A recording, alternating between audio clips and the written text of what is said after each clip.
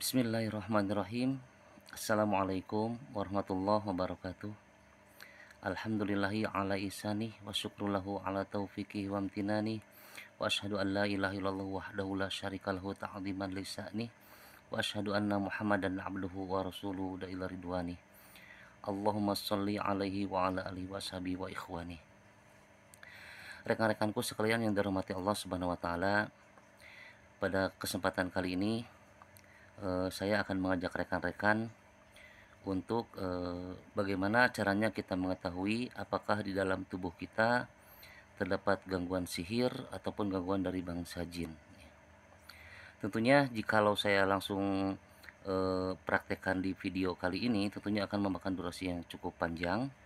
Makanya sebelum saya mulai, saya kasih informasi sebelumnya kepada rekan-rekan bahwa untuk video kali ini nanti saya akan sebutkan tata cara bagaimana untuk mengetahui apakah di dalam tubuh kita ada gangguan jin atau tidak.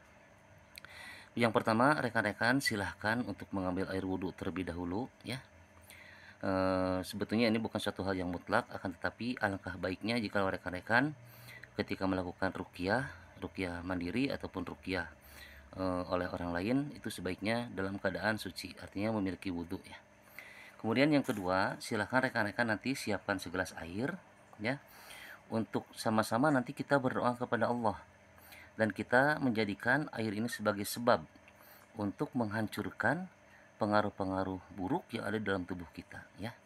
Begitu juga dengan sebab air ini kita berdoa kepada Allah agar senantiasa Allah menghancurkan seluruh penyakit yang ada dalam tubuh kita, baik itu penyakit lahir ataupun batin.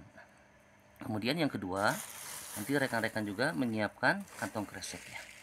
Jikalau seandainya nanti setelah praktek untuk mengetahui apakah ada gangguannya atau tidak, ternyata di antara rekan-rekan ada yang mengalami situasi pengen muntah-muntah misalnya kan, atau kepalanya pusing. Nah, itu salah satu bentuk dari reaksi dari bangsa jin ketika mendengarkan ayat-ayat suci Al-Quran dilantunkan, gitu rekan-rekan ya.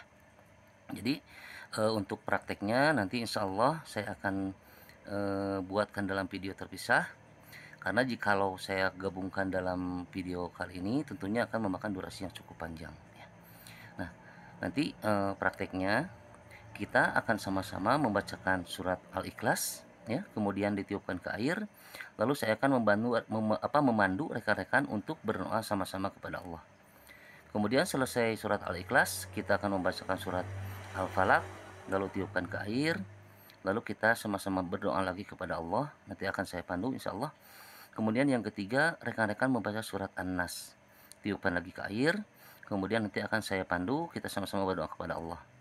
Setelah kita membaca surat Al-Ikhlas, Al-Falaq, dan An-Nas, silakan nanti airnya diminum oleh rekan-rekan dengan dimulai dengan membaca basmalah ya, Bismillahirrahmanirrahim. Rupanya untuk video kali ini saya cukupkan terlebih dahulu. Nah, nanti silahkan rekan-rekan lihat setelah proses ini dilakukan ya, mulai dari kita membaca Al-Ikhlas, Al-Falaq, dan An-Nas.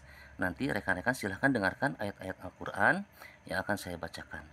Tentunya tidak semua ayat-ayat Al-Quran ya, karena kalau seandainya semua saya bacakan itu akan memakan waktu yang relatif cukup lama. Jadi mungkin nanti akan saya bacakan ayat-ayat penggalan-penggalan ayat Al-Quran yang sering biasa dibacakan oleh para peruqyah. Demikian untuk video kali ini. Nanti silahkan rekan-rekan saksikan untuk video selanjutnya, yaitu ketika saya mempraktekkan membaca ayat-ayat tersebut ya. Semoga Allah Subhanahu wa taala memudahkan kita.